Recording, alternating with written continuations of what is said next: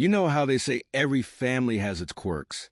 Well, mine takes the gold medal in strange traditions. For example, every Thanksgiving, my Aunt Carol insists on bringing her famous cheese platter. Harmless, right? Except for the fact that this isn't just any cheese platter. It's a towering, gravity-defying cheese sculpture of her cat, Mr. Whiskers. And this year, things got complicated. The story begins last Thanksgiving, when Aunt Carol proudly unveiled her piece de resistance.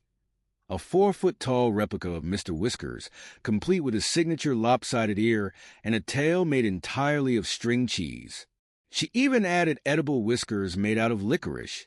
It was impressive, sure, but also a little unsettling. And, as it turns out, potentially life-threatening. My cousin Tim, a notoriously clumsy 25-year-old with the balance of a toddler on roller skates, decided he just had to take a selfie with the cheese cat. It's for Instagram, he said, balancing precariously on a chair to get the perfect angle. Aunt Carol screamed, "Be careful," just as Tim's elbow made contact with Mr. Whiskers' cheddar ear. The entire sculpture wobbled ominously, and before anyone could react, it toppled over, straight into the turkey. The room went silent as the cheesy debris spread across the table like some kind of dairy explosion. Aunt Carol looked like she might faint. Tim, covered in a mix of cheddar and gravy, muttered, "I think I broke the cat."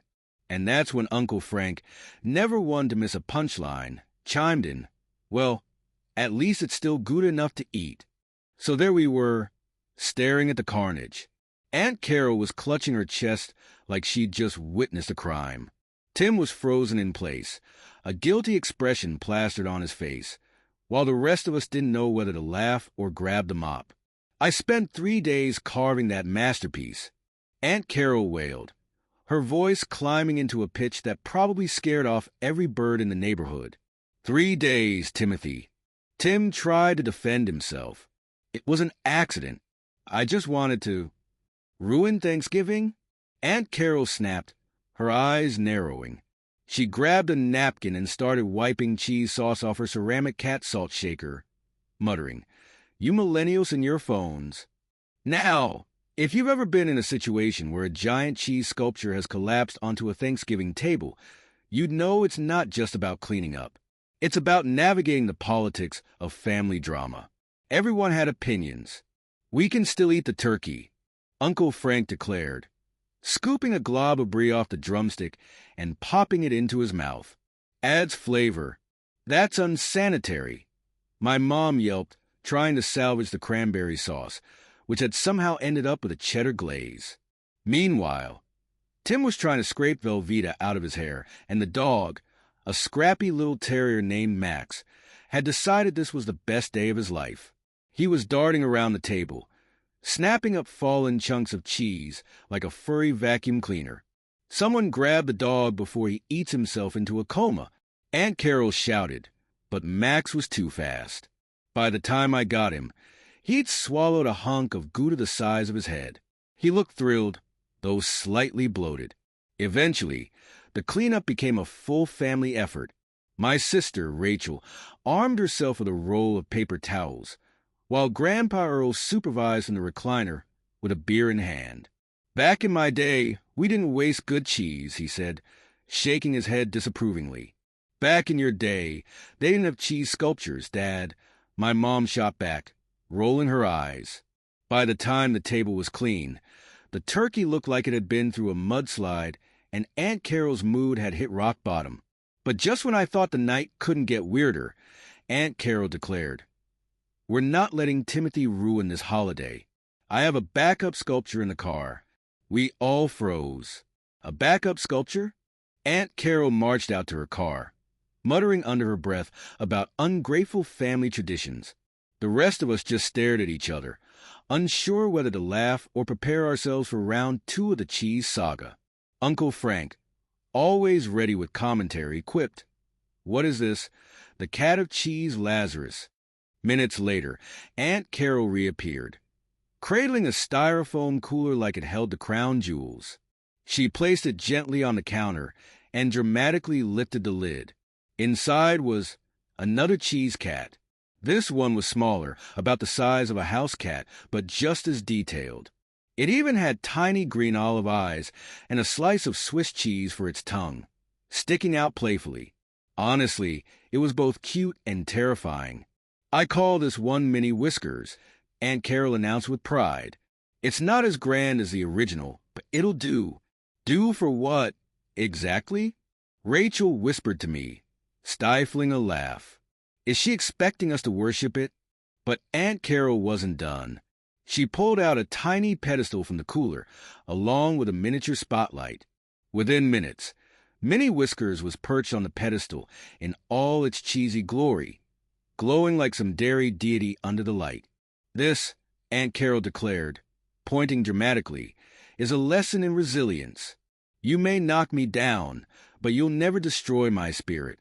Or my cheese." The family was speechless for about 10 seconds before Uncle Frank clapped slowly. "Bravo, Carol. Truly inspiring. I'm moved," to get another beer. Just as we thought the evening was settling down, Tim, poor clumsy Tim, decided to try redeeming himself. "Let me help this time, Aunt Carol. I'll move Minnie Whiskers to the table." "Timothy," she said sharply, "if you so much as breathe near that sculpture—" "It's fine. I've got it," Tim insisted, grabbing the pedestal. For a brief, shining moment, it seemed like he'd actually succeed. But then Max, our ever-enthusiastic terrier, decided to jump up and bark at Minnie Whiskers as if it were his mortal enemy. Tim flinched, lost his grip, and, you guessed it, Minnie Whiskers went flying. Time seemed to slow as the cheese sculpture soared through the air. It landed with a splat directly into the mashed potatoes, sending buttery flecks across half the room. Aunt Carol let out a guttural scream that could have shattered glass. "Why, Timothy? Have you ever had someone in your family try to fix something and make it worse? How would you handle a second cheese disaster?" For a moment, the room was silent. Nobody dared to move or speak, except for Max, who was enthusiastically licking mashed potatoes off the floor like he'd won the lottery. Aunt Carol stood frozen, her eyes twitching as she surveyed the carnage. Minnie Whiskers, once a symbol of her resilience, now looked like a war victim buried in buttery ruins. Tim, still holding the empty pedestal, mumbled, "It's still kinda cute?" That was the final straw. Aunt Carol snapped, "Cute? Cute. Timothy, you've destroyed 2 of my masterpieces in one evening. Do you have any idea how much Manchego costs?" Tim, sensing imminent danger, put the pedestal down and took a step back. "It's just cheese. It's not like it's the Mona Lisa. Just cheese." Aunt Carol's voice hit a pitch that made the dog bark again.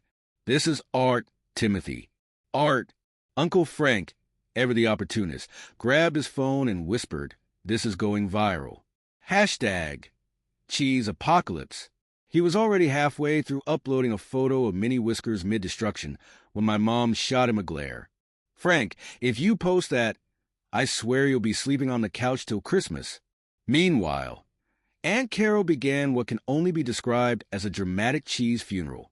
She carefully plucked bits of cheddar and brie out of the mashed potatoes, muttering phrases like, "You deserve better, Minnie Whiskers, and they'll never understand your brilliance." Tim, desperate to redeem himself, tried to help by scooping mashed potatoes into a serving bowl.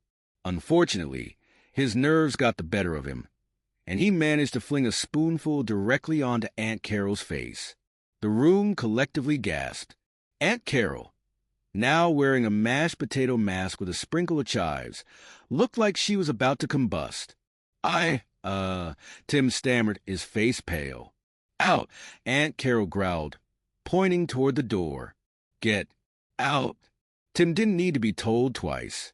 He bolted out of the room, tripping over Max in the process, which sent the dog into a frenzy of barking and potato licking. For the next few minutes, everyone awkwardly avoided eye contact as Aunt Carol tried to salvage what little dignity she had left. She finally broke the silence, her voice trembling. "Well, I hope you're all happy. This was supposed to be a classy Thanksgiving. Grandpa Earl, who had been quietly sipping his beer through all of this, finally spoke up. Carol, honey, you can't have a classy Thanksgiving with a cheese cat centerpiece. Let's be honest. To my surprise, Aunt Carol actually laughed, though it sounded more like a defeated cackle. You're probably right, Dad. What was I thinking? With Minnie Whiskers officially declared a cheesy casualty, the rest of us tiptoed around Aunt Carol for the next half hour. The turkey, now a strange hybrid of gravy and Gouda, had been demoted to a side dish, and the mashed potatoes were basically a crime scene. But as they say, the show must go on. Dinner resumed in a subdued, slightly awkward fashion. Uncle Frank, trying to lighten the mood, raised his glass. To family traditions and food disasters. May we never forget the great cheese cat tragedy of 2024. Aunt Carol rolled her eyes but didn't argue. I think even she realized that at this point, the story would be retold at every Thanksgiving for the next 50 years. Meanwhile, Tim had retreated to the backyard, nursing his bruised ego in what appeared to be a bowl of cold stuffing. Mom, always the peacemaker, suggested we save the evening with dessert. Carol, didn't you mention bringing a cheesecake? Aunt Carol perked up slightly, as if she just remembered she had an ace up her sleeve. Yes, my triple-layer cranberry swirl cheesecake. It's in the fridge. Rachel jumped up to grab it, but Aunt Carol stopped her. No, Timothy might be lurking in the kitchen. I'll get it myself. 5 minutes later, Aunt Carol returned, triumphantly carrying the cheesecake. It was a thing of beauty, glossy, perfectly swirled, with a crust so golden it could have been featured in a Martha Stewart magazine. For a moment, we all collectively exhaled. Finally, something was going right. But then came the dreaded words. Let me slice it. Now, Aunt Carol is many things, creative, eccentric, terrifying when provoked, but graceful is not on the list. As she leaned over to cut the first slice, Max, our ever-hopeful terrier, saw his chance. Maybe it was the tantalizing smell of cranberry, or maybe he just wanted to redeem himself after his cheese binge. Whatever it was, he launched himself toward Aunt Carol like a canine missile. Chaos erupted. Aunt Carol screamed, jerking the cheesecake upward like she was trying to shield it from a burglar. Max, undeterred, leaped onto her legs, pawing for the prize. In the scuffle, the cheesecake tipped sideways, and you guessed it, landed face down on the floor. No! Aunt Carol wailed, dropping to her knees as if she'd just witnessed the fall of Rome. Max wasted no time. He dove headfirst into the cheesecake carnage, happily gobbling up cranberry swirls while we all watched in stunned silence. Aunt Carol's sobs turned into something between laughter and despair. First the cheese cat, now this. I'm cursed. Uncle Frank, wiping tears of laughter from his eyes, quipped, At least the dog thinks it's the best Thanksgiving ever. With the cheesecake now a distant memory and Max waddling around the kitchen like he'd just won a food-eating contest, the tension in the room began to crack. Aunt Carol, still kneeling on the floor, gave an exasperated laugh that sounded more like a cry for help. I should have just brought rolls, she muttered.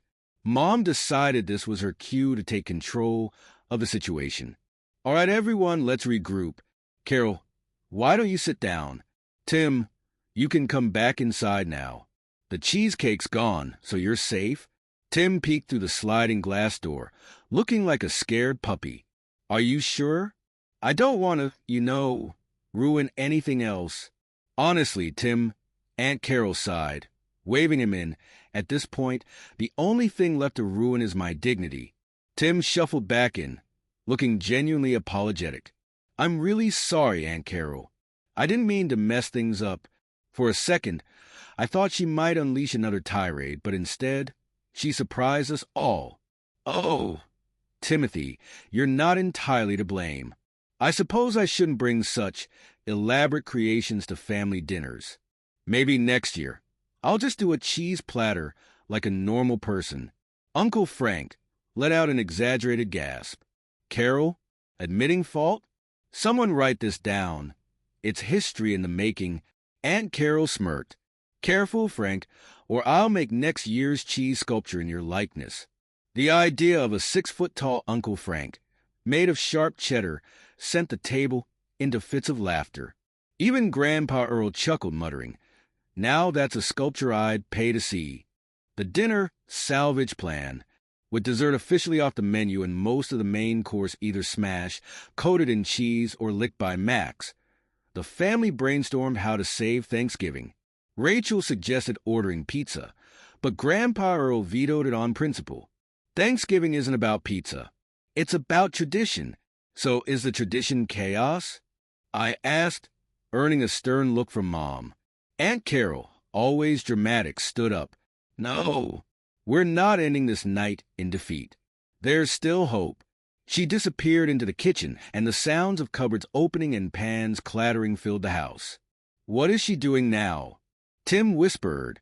"Knowing her? Something insane," Rachel replied. 15 minutes later, Aunt Carol returned, holding a tray of, wait for it, grilled cheese sandwiches. It's not turkey and pie, but it's made with love and cheese. We all stared at her. Aunt Carol, the queen of extravagant creations, had resorted to grilled cheese? "It's symbolic," she explained, placing the tray on the table. "A reminder that sometimes simple is better." Uncle Frank grabbed a sandwich and took a bite. "Honestly, best thing I've eaten all night." The sandwiches, as it turned out, were delicious. The family slowly started to relax, munching on Aunt Carol's improvised feast. Even Max got a tiny corner of crust as a peace offering. As the grilled cheese sandwiches disappeared faster than Aunt Carol's patience earlier that evening, the tension in the room melted away like, well, cheese on a hot skillet. It was the first time all night we weren't dodging flying dairy products or awkward silences. Even Aunt Carol seemed to relax, though she kept side-eyeing Max like he was plotting his next move. "This," Uncle Frank said, holding up his half-eaten sandwich, "is proof that sometimes the simplest things are the best."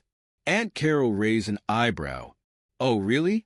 Coming from the man who once insisted on deep-frying a turkey and nearly burned down my garage. "That was an experiment," Frank replied, feigning offense. "And might I remind you, Carol, that it was delicious." Right up until the fire department showed up, Rachel chimed in, grinning.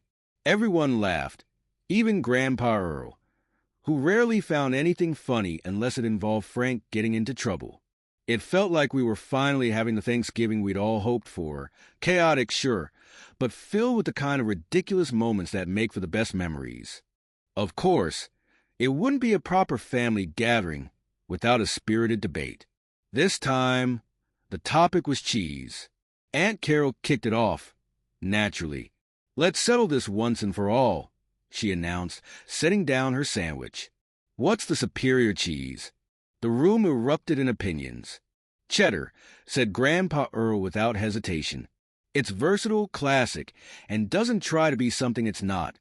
"Swiss," Mom argued. "It's elegant but subtle, perfect for any occasion." "American," Tim said, earning groans from almost everyone. "What?" "It's simple and reliable." "Reliable, sure," Rachel teased. "If you like your cheese tasting like plastic."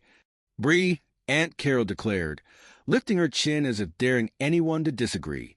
"It's sophisticated and smooth, much like myself. Brie's just cheese that thinks it's better than everyone else," Frank shot back. "Now, Gouda, that's the real MVP." This went on for a solid 10 minutes, with each family member passionately defending their chosen cheese.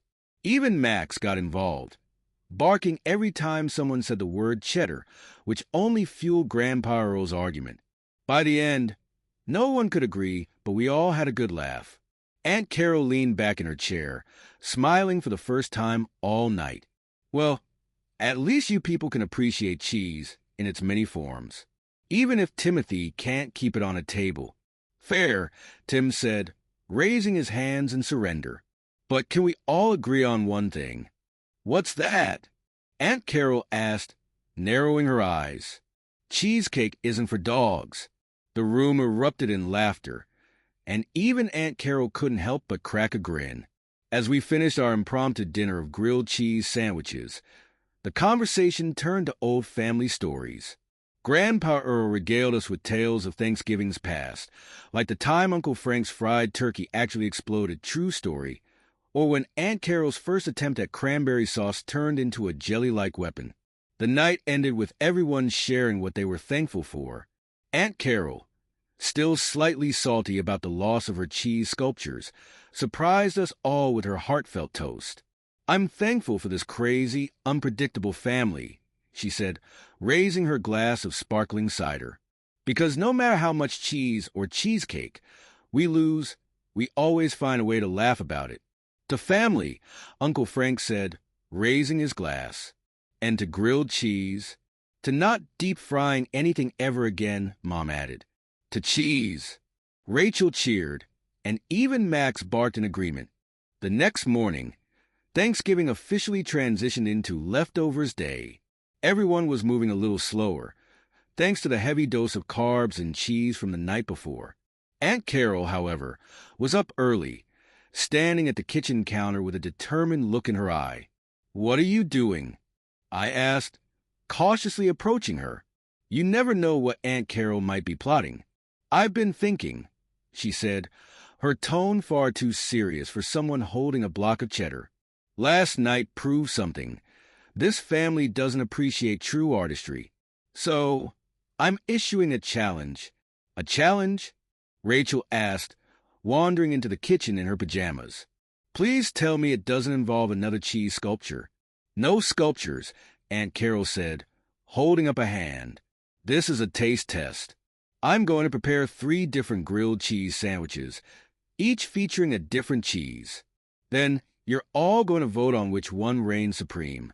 Rachel and I exchanged looks. "You're kidding, right?" "Do I look like I'm kidding?" Aunt Carol replied, already preheating a skillet. By lunchtime, Aunt Carol had turned the kitchen into a full-blown cheese laboratory. She even made a chart with columns for texture, flavor, and overall satisfaction. Uncle Frank walked in, took one look at the setup, and said, "You officially lost it, Carol." "Quiet, Frank. This is about science," she snapped, slapping a slice of Gouda onto a piece of bread. One by one, the sandwiches were presented. Aunt Carol delivered them to the table with the flair of a Michelin-starred chef. The classic cheddar, toasted to golden perfection, oozing with melted sharp cheddar. Simple, reliable, and delicious. The fancy brie, a more elevated grilled cheese with caramelized onions and a hint of honey. Aunt Carol claimed it was a sandwich for sophisticated palates. The wild card Gouda, featuring smoked Gouda, crispy bacon, and a dash of Dijon mustard. Uncle Frank called it a sandwich with personality. We all took our roles as taste testers seriously, analyzing every bite. Even Max was allowed a tiny piece of crust from each, though Aunt Carol strictly forbade him from influencing the results. "One bark and you're disqualified," she warned. Once the votes were tallied, the results were controversial. "The Gouda wins, hands down," Uncle Frank announced, tossing his napkin onto the table. "It's got flavor, it's got crunch, it's got soul." Brie was clearly the best, Aunt Carol argued, crossing her arms. "It's refined, a thinking person's cheese." "Cheddar all the way," Tim said, still recovering from his Thanksgiving mishaps. "You can't mess with a classic." The debate went on for an hour, and by the end, the family was divided into 3 factions. Aunt Carol, frustrated by the lack of a clear winner, threw her hands up. "This is exactly why I should stick to cheese sculptures. You people have no taste. Or maybe," Mom said, smiling, "you just taught us that everyone has their own kind of cheese. And that's okay." "Oh, please," Aunt Carol muttered, but I could tell she was secretly pleased. By the time the weekend was over, the family had made peace, not just with the chaos of Thanksgiving, but with Aunt Carol's eccentricities. Sure, she's over the top, and yes, her cheese obsession sometimes spirals out of control. But as Rachel put it best, without Aunt Carol, our Thanksgivings would be way too normal. And where's the fun in that? Even Tim, who spent most of the weekend apologizing, managed to make amends by surprising Aunt Carol with a custom apron that said, "Queen of Cheese and Drama." She actually laughed when she saw it, though she insisted on wearing it unironically. As we packed up to head home, Aunt Carol stood at the door, waving with a slice of cheddar in hand. "Same time next year," she called. "Only if you promise not to bring another cheese cat," I shouted back. "No promises," she replied with a mischievous grin. The following week, life returned to normal, or at least as normal as it could after surviving Aunt Carol's Thanksgiving extravaganza. But the great cheese debate didn't die down as quickly as I thought it would. In fact, it spread like wildfire through our extended family group chat.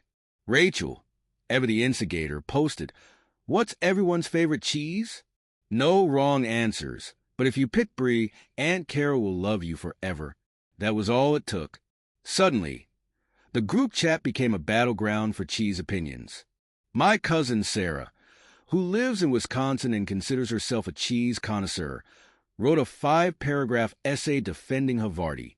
Uncle Frank sent a meme of a block of cheddar flexing its muscles with the caption, "Cheddar, the MVP of cheese." Even Aunt Carol joined in, sharing a photo of a new cheese sculpture she was working on. This one was a replica of the Eiffel Tower, complete with little cheese flags. "For next year," she wrote, followed by a string of cheese emojis.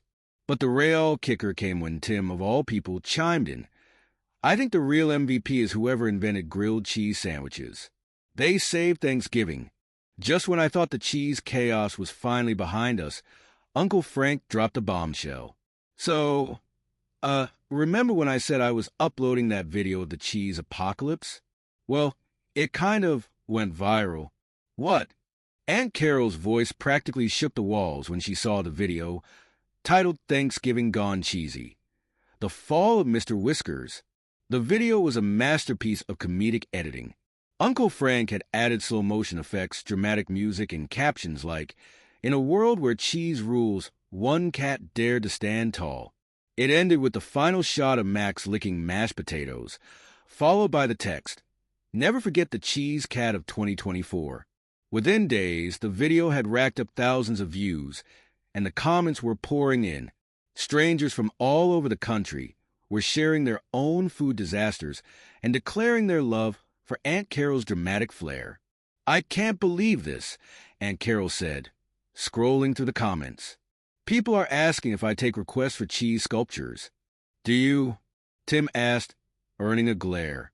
By the end of the week, Aunt Carol had officially become a minor internet celebrity. She was invited to join a cheese appreciation Facebook group, and someone even tagged her in a post titled, "Top 10 Cheese Sculptors You Need to Know." Her favorite moment, though, was when a small gourmet cheese company sent her a gift box with a note that read, "For the Queen of Cheese, keep sculpting." Aunt Carol, of course, immediately announced she was launching an Instagram account dedicated to her cheese creations. "It's time the world sees the art in cheese," she declared. "And maybe this year I'll finally get Timothy to appreciate it." "Sure," Tim said, holding up his hands, "as long as I don't have to touch it." By Christmas, Aunt Carol's Instagram account had amassed over 10,000 followers. She was now officially the Beyoncé of the cheese world, or at least that's how she described herself. Every day, she posted photos of new creations. A cheese Santa Claus made of mozzarella and tomato, a cheese snowman with an olive top hat, and even a cheese wreath that looked suspiciously edible. The internet couldn't get enough. Her followers flooded the comments with praise, asking for tutorials, recipes, and even custom sculptures for their own parties. Aunt Carol was living her best life. Next stop, TikTok, she announced one evening during a family Zoom call. Apparently, the kids love short videos of cheese. Uncle Frank muttered something about the world going mad, but the rest of us were too busy laughing to care. Then came the biggest twist yet. Aunt Carol was invited to be a guest of honor at a local cheese festival. They wanted her to display her sculptures and give a live demonstration.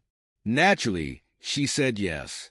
The rest of us were roped into helping, because what's a cheese queen without her loyal subjects? The festival was everything you'd expect. Booths overflowing with artisanal cheeses, people in cow costumes handing out free samples, and endless conversations about brie, cheddar, and Gouda. Aunt Carol was in her element. She wore a custom sash that read cheese royalty and spent the entire day basking in the admiration of fellow cheese enthusiasts.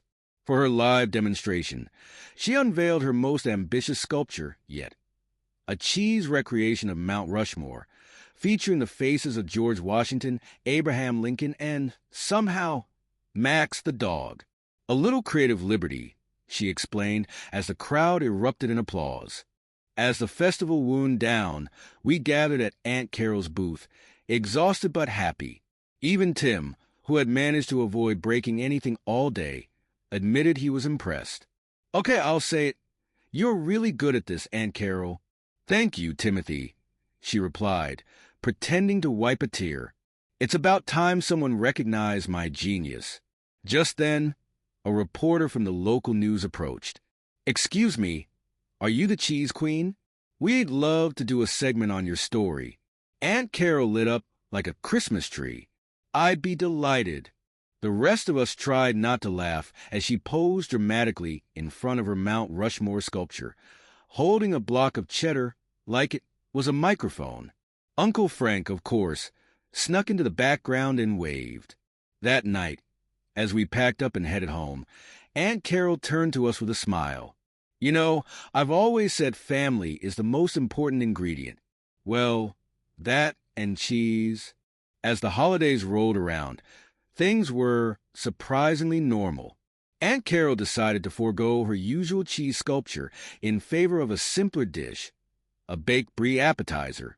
"Sometimes less is more," she said, though we all suspected she was saving her energy for future cheese extravaganzas.